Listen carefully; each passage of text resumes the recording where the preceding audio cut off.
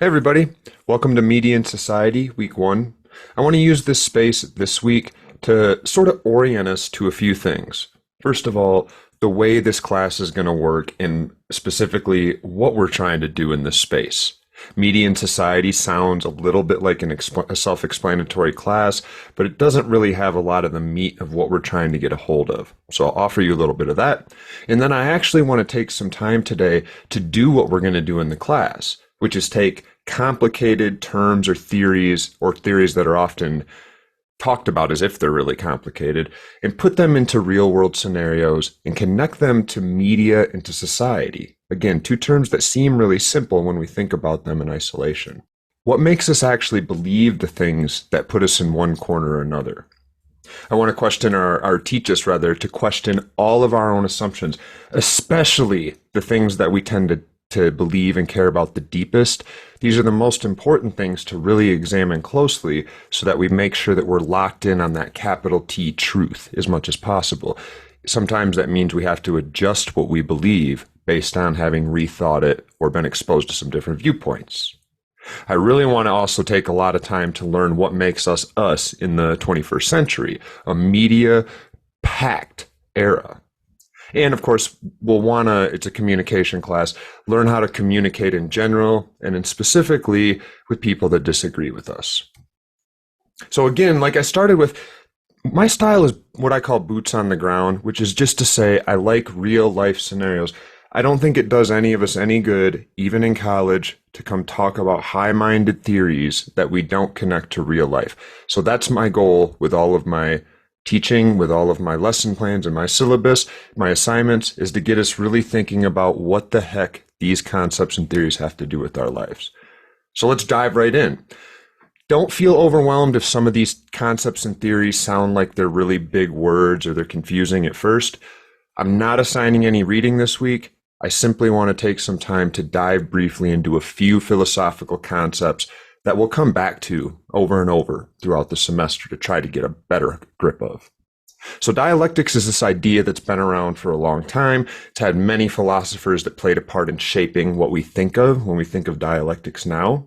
But in a nutshell, it's this process of reasoning or of logical argumentation and coming to a conclusion that has three parts that should really be easy for us to understand in a simplified fashion, and they apply to a lot of our daily experience. Number one, we state a belief, or we have a belief. Number two, we encounter someone or something, or sometimes an argument within ourselves that challenges that belief with what appears to be a counter argument. And then, of course, if we examine that counter argument and really think about it, we realize we've got to amend or update what we believed. It's as simple as that. That's what dialectics is.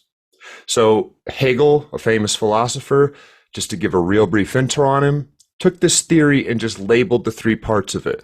Number one, we've got a thesis, which is we state a belief. Number two, we've got an antithesis, which is we challenge that belief with a counter argument, and then we update the original belief, and the new belief, voila, becomes a thesis. And you can think of this with some examples. I say murder is always wrong. I encounter somebody who challenges me with an antithesis and says, what about if you're protecting yourself, Professor Boyce? I now have to amend my belief and say, good point, perhaps murder is wrong generally, but in special circumstances, we can make an exception. This is now my thesis. I've updated my beliefs through a process of reasoning and argumentation. That is all dialectics is. Now, of course, this doesn't end because tomorrow I might state my new belief. It's okay. It's wrong to murder unless you're protecting yourself. And somebody may say, yes, but I have children. What if somebody's trying to kill my children? You've got to me again. I will now update my belief. I'll synthesize this new experience. And my new thesis is going to be that it's wrong to kill unless you are doing it to protect yourself or a child. And again, the next day I could imagine running into somebody else who are the same person or an argument in my own thoughts that say, what if you could have used less than deadly force? Then would it still be wrong to murder? I need to synthesize my argument, my beliefs. I'm not changing my mind so much as experiencing new things that challenge me to sort of tighten up what I think about the world, my capital T truth. Now we could do this in other ways too. Here's an example from our class. Media doesn't control what I think. It's all just for fun, I said to my friend a few years ago, right? Don't tell me the TV convinces me things are true that aren't. And he said, well, where did you learn wrongly things like elevators have escape hatches in the ceiling, or that crack and other drugs can be instantly addictive with just one use? Things that aren't true. I challenge you to look in the ceiling next time you're in the elevator. I don't challenge you to try out addictive drugs just to see if they're addictive after one use, but I assure you that's not the case. So now I have to make a synthesized thesis. I have to rethink what I said. You're right, maybe media controls me a little bit, but not that much. And again, my friend says, aha, what about spaces like prison that most people have never been to, where we think about things like don't drop the soap, don't take gifts from somebody, fight the biggest guy you see as soon as you get there? Where did these beliefs come from if you've never been to prison? And I say, aha, this person I'm speaking to is right. I must again amend my beliefs and realize that there's probably a lot of things media has affected me with based solely on just having absorbed it and not thought about it. So again, this is what dialectic theory is. All right, so that's Hegel. See how simplified and quick we can sort of introduce some of these topics? And Plato, among his many stories and metaphors and allegories, tells us about this cave. And you can see in the image I've borrowed off the internet that there are people sitting on one side of this wall who are chained, and all they can see, they can't look back behind this wall where the cloaked figures with stick characters that are puppets are. They can only look at the wall. And there's light being cast in from this narrow tunnel that casts shadows on the wall. Now, if this is all these prisoners have ever experienced in their entire life, we can imagine that they would try to make sense of it. And they may even name these things on the wall that have specific shapes because they show up over and over again. And we could even, to keep the metaphor simple as Plato does, imagine that they name these things the same names as the people in the actual world do. And so this is a horse. In the minds of these individuals, this is a horse, and that's all a horse is. This is, say, a circle with, maybe it's supposed to be a bird of some sort. This is a dove, it looks like, and this is say, a vase. They don't have any concept of the things behind these objects that we do, who have experienced them. So to them, a vase isn't something that holds liquids or can have flowers in it or can be decorative. It's a black splotch in the light that's on the wall, and that's it. And to these people, if that's all they'd ever experienced, says Plato, what else could they know? They would literally think that was the entire world. And if some Yahoo, as you can see from this guy who has climbed out and managed to escape the cave, this guy goes up to the surface and starts looking around, and he comes back down and says, you guys are not going to believe this. There's a whole world up there. And there's this thing that looks kind of like what we thought was a bird, but it's not at all like that. It's three-dimensional. It swings through the air and collects things and builds nests, and it's beautiful up there. You can imagine that the people in the cave wouldn't understand what this person was saying. It would be as if they were speaking another language. It would go right over their heads. They don't have the ideas to make sense of what he's trying to explain to them. And yet the world is still there, and it's very real. Now we can fast forward this and again use it as a way to introduce the concept of media and how we become convinced of things in the world. And of course, this still happens. Almost all of us have a Plato's cave experience where up into a certain point in our life, we've just believed something is the way it is. And for me, Vegas and New Orleans are two cities that have acted as Plato's cave, shattering examples to me. I grew up in a small conservative town just outside Battle Creek, Michigan, on a dead-end dirt road. I went to a mostly white, mostly conservative school. It was just, not very much connection to bigger culture. It was really hard at the time without the internet to get the newest music and all the other things we think of as culture. And that meant that I thought that places like Las Vegas didn't exist. So when I visit them and I see things like this, I feel as if I don't even really know how to make sense of this. People drink at all hours of the day. We went out riding in the desert and you run into all sorts of weird things out in the middle of nowhere that, again, I would never experience something like this. You can see Vegas in the background there. New Orleans, all day, all night, people just drinking and everything's just fine. These were just one of many examples I've had where I experienced something that made me say, there is a different way of viewing the world and of experiencing the world. These might sound like funny, simplified examples, but again, that's our goal today, right? So I want to share a video that is really brief. It's just a small clip of another video from another class to walk us through one more of Plato's concepts that is directly related to what we're really going to try to get a hold of in this class this semester. When we use dialectical theory, we focus on things which are easily definable by their counterparts. Think of Republican and Democrat as just one easy example, in the way that both of these identities are shaped and defined by what is usually considered to be the exact opposite. That doesn't mean they actually are the opposite, or even that they're stable. In fact, if you look closely at history, you'll notice that the back and forth tension of dialectics results in constant movement, including the ones we're undergoing right now politically. The Republican Party of today stands on a very different political platform than the Republican Party of 100 years ago. And in another 50 years, they'll be different yet again. So Plato is often given credit with coming up with this idea that art imitates life, because his are the oldest surviving writings to exist that talk about this. In his writings, he was basically saying that artists do not necessarily have to be very good at what they do. They don't have to represent the Eiffel Tower or the mountain sunset as realistic so much as they have to represent it as believable. And if the viewer of art hasn't seen an actual sunset or been to the actual Eiffel Tower, the artistic representation can easily fool us into believing things that aren't true. You might think the Eiffel Tower is much bigger than it actually is, for example, if the artist builds it out of scale.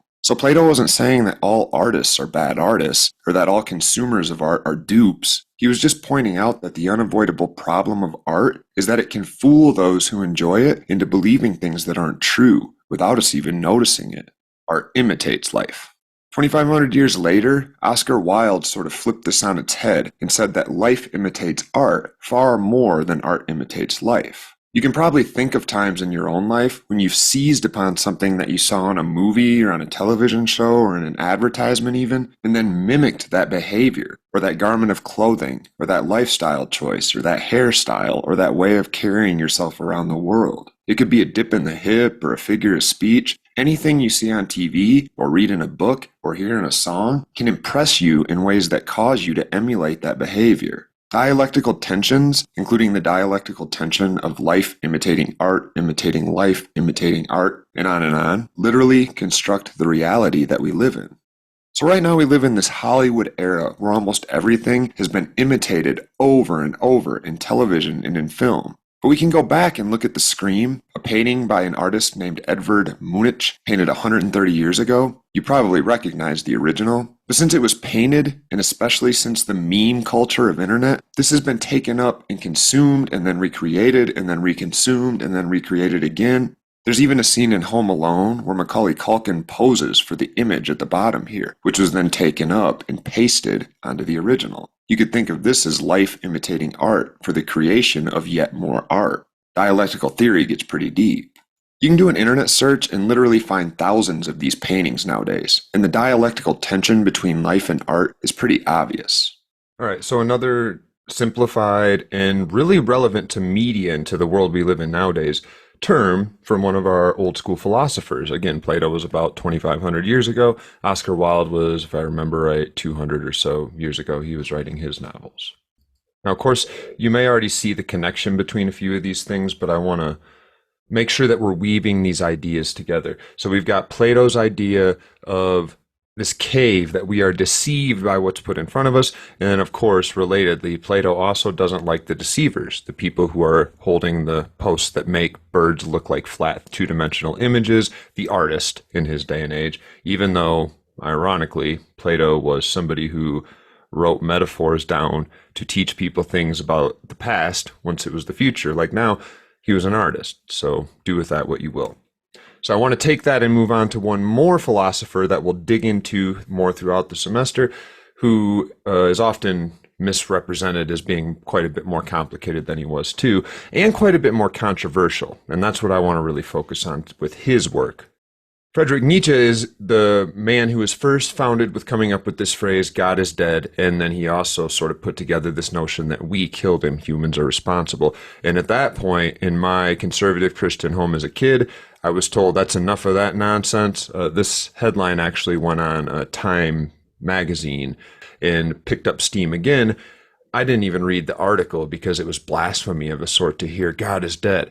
Of course, those that know about Nietzsche realize that's not what he was actually saying. He wasn't saying literally that we like tracked down God and killed him, or that something happened to him and he got sick and he's now dead.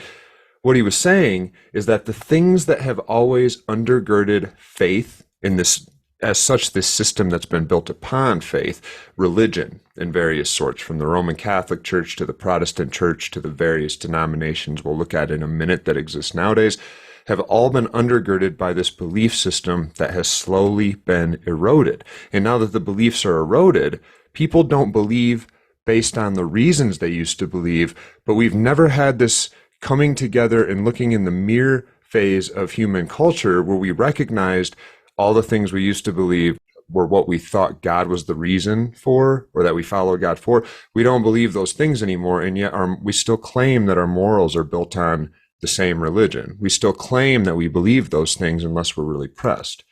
And of course, we can point a lot of these out pretty easily. We once thought as humans that the universe was governed by God's laws and power, that he was literally moving things around, and that's why things stayed together. And now we've updated that to think that the universe is governed by natural laws of physics.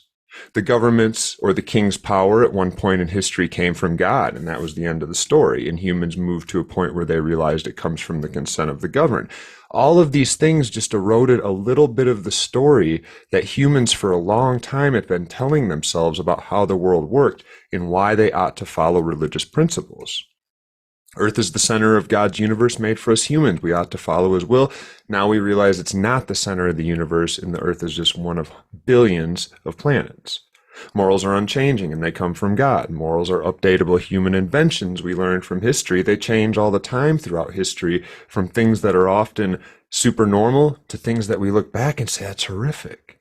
Volcanoes erupt because the gods are angry. It's actually because tectonic plates move.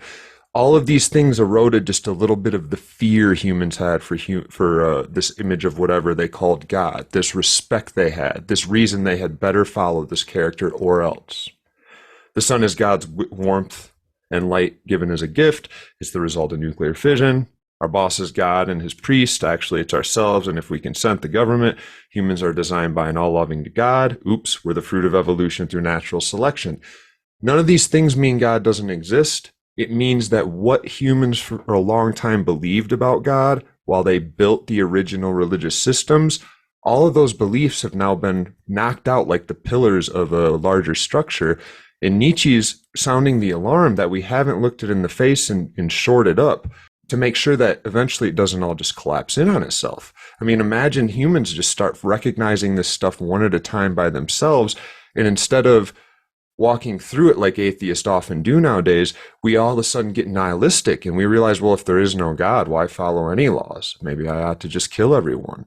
That was actually the reason Nietzsche was writing this and saying the concept of God is dead. He believed that for some people this was really good, that it opened up their ability to say, okay, if these morals from my particular holy book or my particular belief about the universe are no longer requirements, then that means we can rethink morality and try to consistently make improvements aimed at maximizing the well-being of conscious creatures.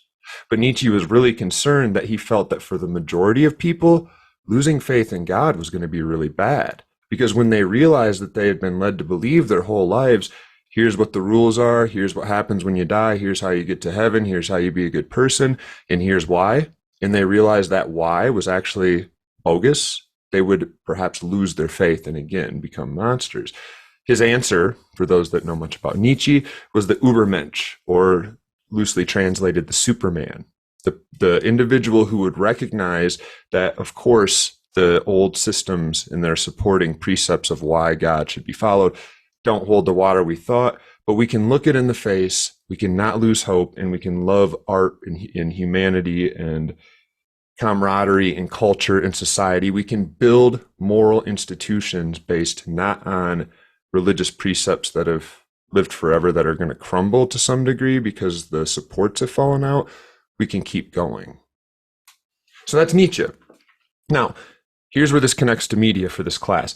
Where do we get our values and beliefs and morals from, if not from all the things that I listed earlier that prove to people and have for hundreds or thousands of years that this is why you follow the holy book or the priest that you follow? Now those reasons don't hold water anymore. And yet humans, by and large, most of us have morals. In fact, all of us have morals, but most people have something like a pretty stable set of values and morals.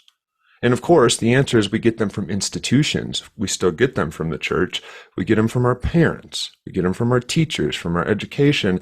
And voila, we get a ton of stuff nowadays from media, from mass media. So think about this if you're thinking like, maybe I get some from media. How do you know it's wrong to be a dirty cop? Well, we've all seen the story play out hundreds of times and we know what happens to dirty cops. Why is it wrong to be a bully? We've all seen the story play out hundreds of times and we know why it's wrong to be a bully.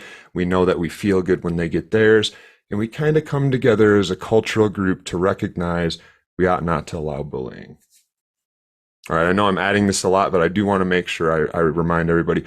Nietzsche and I, neither one of us are like saying your religion is wrong or any religion is necessarily wrong.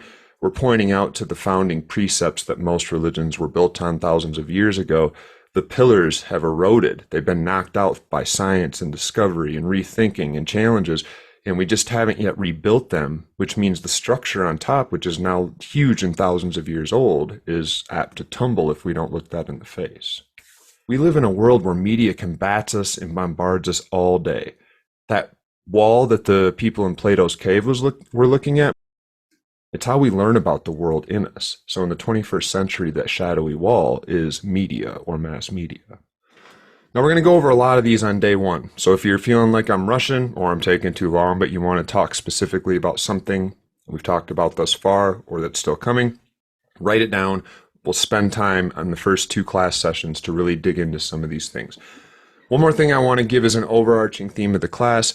Let's avoid straw man arguments, which is when you basically choose the weakest argument you can make for your opponent and you say, well, you like Donald Trump because you like people that call names, as opposed to really trying to steel man someone's argument and say, I know that this person owns a business and they probably like Donald Trump because he's a business guy and he is a conservative, which is small government, small taxes traditionally.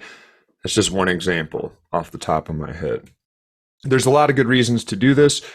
The biggest being that we want to understand them and recheck our own views and make sure we're not the ones who are wrong. But ultimately, if you ever want to convince somebody of something, the steel man is the pillar that really supports their belief system. And you do well, instead of arguing with them from the get, to figure out what really drives somebody's beliefs. So I want to just put this out there as one more thing I really want to go at this semester. When we run into things we don't agree with, let's take the time to really look at them closely and figure out, why do some people claim to believe the earth is flat, as opposed to just disregarding them as idiots or something. All right, finally, I want to spend a little bit of time talking about who we are. Now, we're going to talk about who the world is, who the so-called Western world is, who the less developed parts of the world are, if you take sort of a big snapshot, and of course who the United States is, since this class is right now being held in the United States.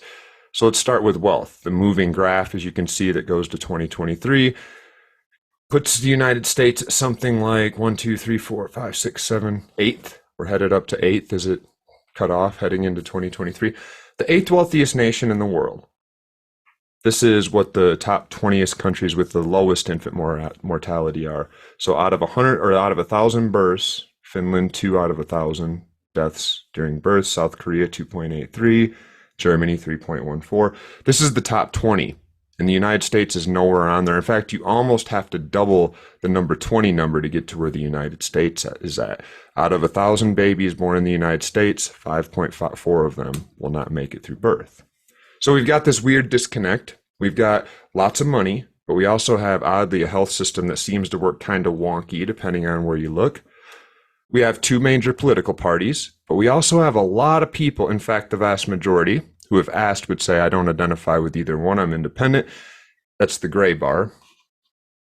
And if you can see this bar has gone way up for probably obvious reasons since about 2010.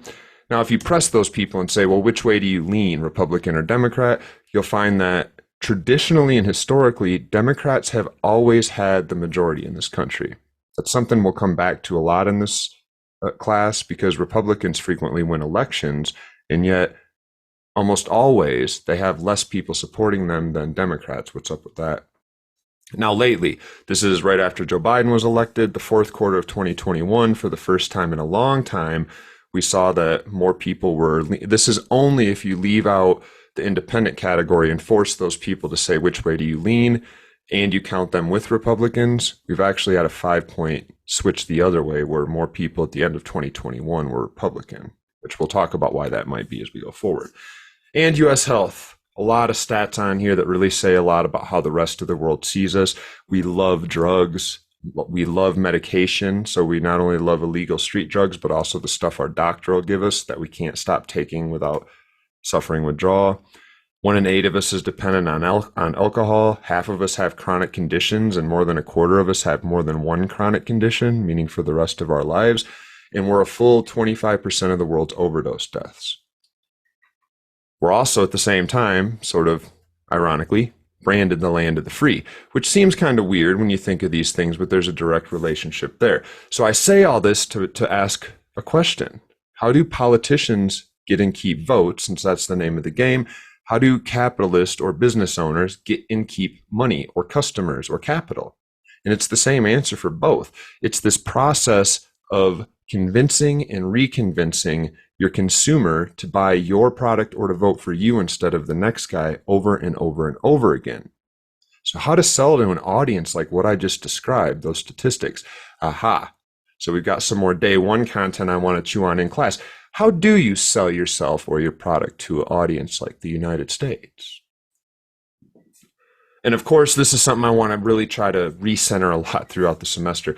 Why do humans seem so prone to just be hypocrites, especially nowadays where we can surround ourselves with the same voices and not do the dialectical thing, not force ourselves to say, yeah, but not only are you right or wrong about this, but are you as right as you could be? Do you need to challenge your viewpoint to amend it a little bit to get closer to that capital T truth?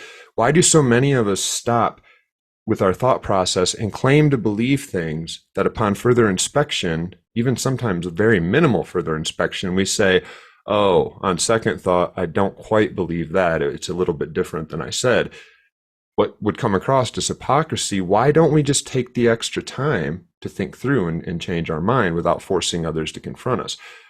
Changing our mind also requires energy and time and effort. And for some things, it requires us to consider that we might have to make amends. Imagine you realize something you've been saying for years has sexist or racist undertones or implications, and somebody challenges you on it, and you say, no, I don't think so, and then they really convince you. You not only are going to feel compelled to stop using the language, but you may want to have to seek out the people you've used it around and make amends. It's so convenient as a human to not consider that you may have been wrong.